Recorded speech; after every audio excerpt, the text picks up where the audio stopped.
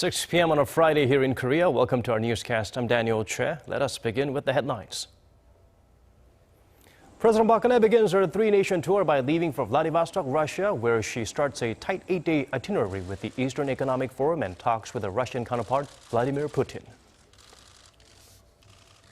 Samsung is recalling its recently released Galaxy Note 7 as explosive battery concerns are confirmed. The timing could not be worse, with rival Apple set to unveil its newest smartphone next week. South Korea's GDP posts growth of 0.8% for the second quarter, a slight improvement from Q1, but analysts say the Korean economy can likely expect more such modest growth for a while. President Park Geun-hye begins another diplomacy tour that takes her to Russia, China, and Laos. First up, Vladivostok for the Eastern Economic Forum and talks with President Vladimir Putin. Song Ji-sun starts us off with a preview of the three-nation trip. One of President Park's main goals is to convince Beijing and Moscow that the U.S. missile defense system THAAD is a necessary countermeasure to North Korean threats.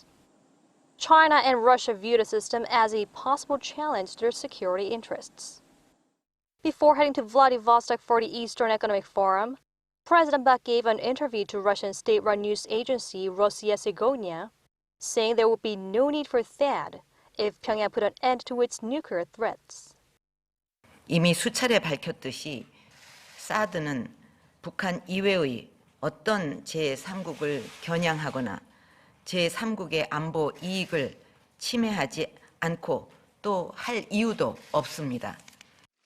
Stressing how Pyongyang's provocations threaten not only the Korean peninsula but all of East Asia, Park also pointed to Russia's influence as a permanent member of the UN Security Council.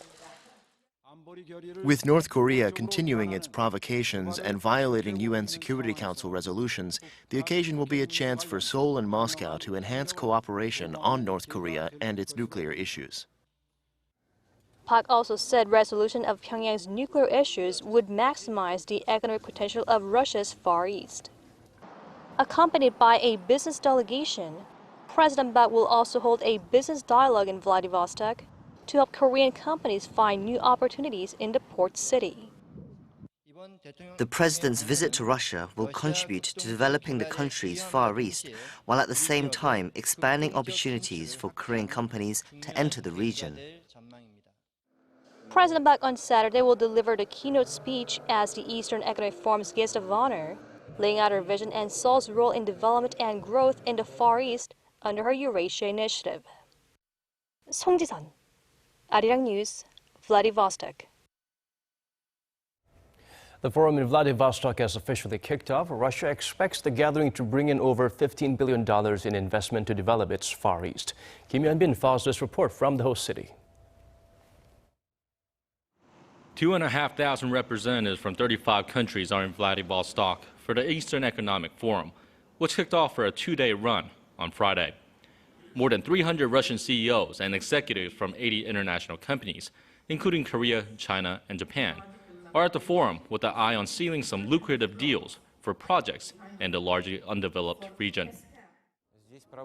The Eastern Economic Forum is an important step in Russia's economic development.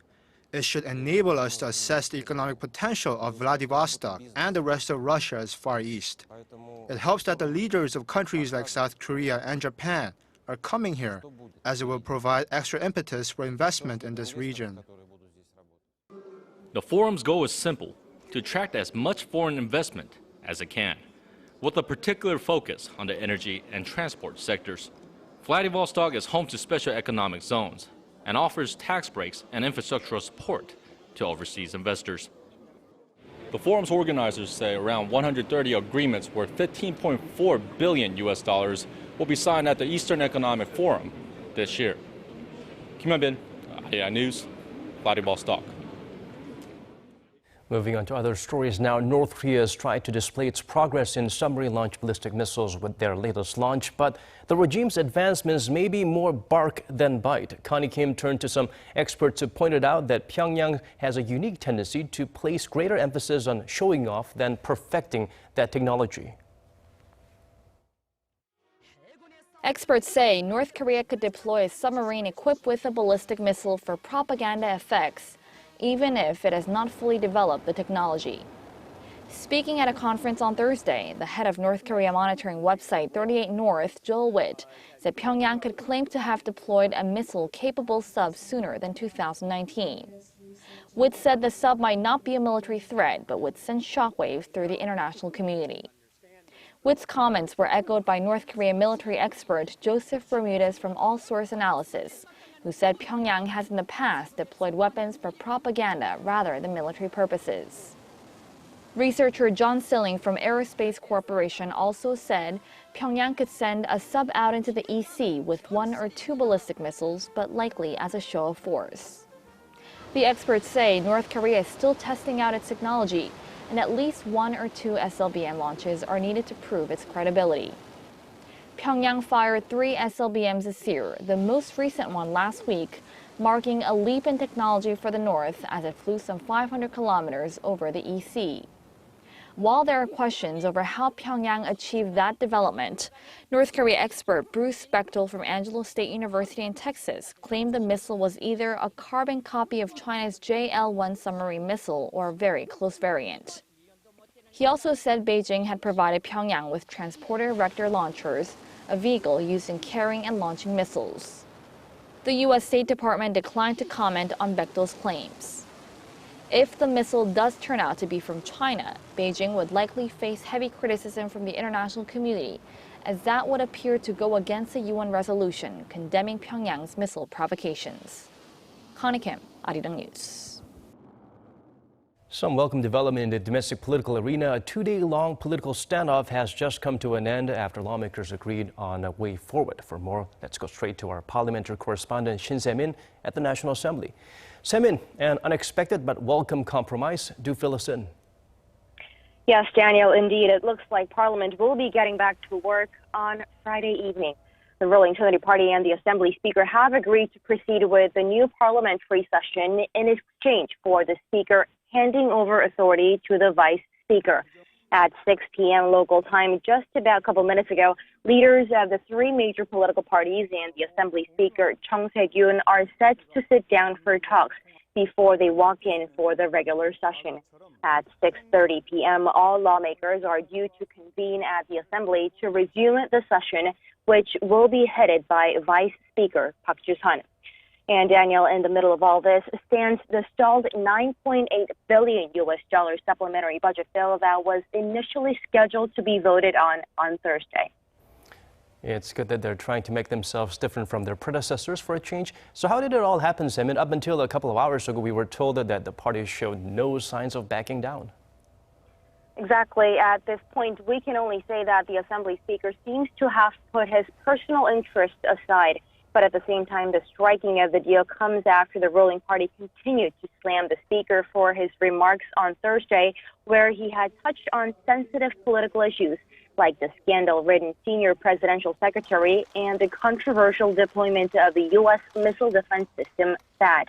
The ruling party claimed that Chung Se-kyun violated his obligation to maintain political neutrality as Speaker.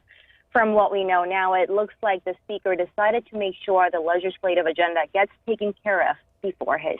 Daniel? All right, thank you for this, Emin. We look forward to more updates in our later newscast.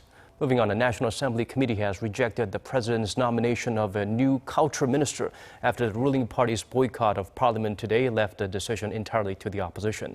The members present at the Culture Committee said while nominee Cho Yun-sun has the expertise required for the job, she is unfit from an ethical perspective. They added she has not faithfully submitted documents on her family's income and spending. Opposition lawmakers were able to turn down the nominee for Agriculture Minister on Thursday. Legally, however, the committee's decisions are not binding on the president.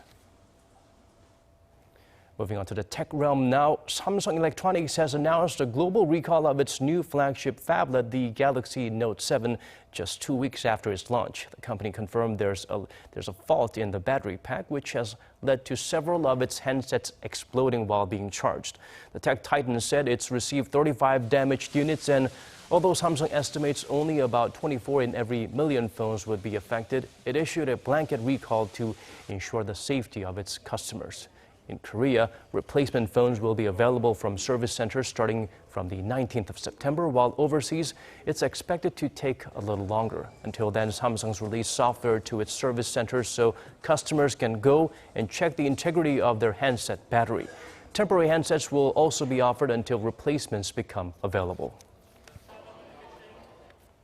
The Korean economy posted slightly improved growth in the second quarter, but concerns linger about the strength of the economy, with GDP growth remaining stubbornly low. Kim Min-ji looks beyond those numbers. Korea's economic growth has remained under the 1% mark for 3 straight quarters, fueling concerns that the country may be headed for a lengthy cycle of low growth. The Bank of Korea says the country's GDP rose 0.8% in the April to June period from the previous quarter. It's modest but better than the first quarter, which saw growth of just 0.5%. Second quarter growth was mainly led by a rise in private consumption. Spending contributed 1.2 percentage points to GDP growth, a turnaround from the negative 0.2 percentage point in the first quarter. In fact, private consumption was up 1% on quarter, in contrast to a drop of 0.2% in the first 3 months of the year. Investment in construction jumped more than 3%, while facilities investment was up 2.8%. But the outlook for growth down the line remains murky, with the Bank of Korea revising down its forecast for this year to 2.7% in July. We think that the growth momentum will continue to show some recovery. However, industrial restructuring and also a slow pace of the developments in the global demand, as well as there is some concern left with the Brexit uncertainties, will pose some downside risk to Korea's economy. The central bank has kept its key rate at a record low of 1.25% since June, and the government has also drawn up an extra budget, leading analysts to believe the BOK may wait to gauge the impact of these expansionary measures before opting for another rate cut, possibly in the fourth quarter. Kim Min-ji, Arirang News. Turning to the world of sports in some sense, an international yacht race is underway in Korea's East Sea. It's a special event for Koreans as the course takes competitors through the open seas to Dokdo, the Korea-controlled islets, which Japan continues to make misguided claims to. Lee Min-young takes us to the 2016 Korea Cup. The sizzling summer heat has let up a bit, and now there's even a cool breeze here at the coast, the perfect weather for marine sports. And just in time, the seaside town of Uljin, Gyeongsangbuk-do province, is holding an international yacht race. Over 200 participants from 9 countries have gathered here in Uljin to sail the 500 kilometers race that goes around Dokdo Island. From start to finish, it'll take about 60 hours. The main event is the offshore segment, where the sailors embark together from Hupo Harbor in Uljin and head for Korea's easternmost island of Dokdo. After a few turns around the island, they'll head back to where they started. And then we'll see who's going to snatch this year's title. Part of the course has been chosen for the benefit of tourists and land lovers in Uljin, taking the yachts for a few kilometers close to the shore. Because of the name Korea Cup, that's a big draw for all of us. We had enjoyed going to Dokdo. We better win after all the hard work. We have a very nice, promising boat. Hope to do well. And sailing around Dokdo is a very nice experience to me. I had it last year and it was amazing. The view around Dokdo is very beautiful. This yacht race is all about circumnavigating Dokdo Island, so the sailors have a very special mission.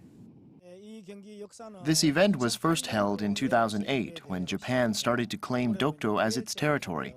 Since then, we've been inviting yachting enthusiasts from around the world to take part in promoting the beauty of our Dokdo Island. And, of course, to hammer home the fact that Dokdo has long been and will always be Korean territory. That's a sentiment shared by all of the Korean participants when they sign up to compete. I am participating in this race with deep pride in the fact that the beautiful Dokdo Island is ours. Every time I go around the island and come back, it feels as if I'm leaving something behind. Next year, the race will mark its 10th anniversary, and the hosts say they will expand its scale by inviting prominent sailors from Europe and North America. Because Koreans are so fond of Dokdo, the island not only needs the nation's attention, but also action to protect and preserve it for the future. Lee Min-young, Arirang News, Uljin.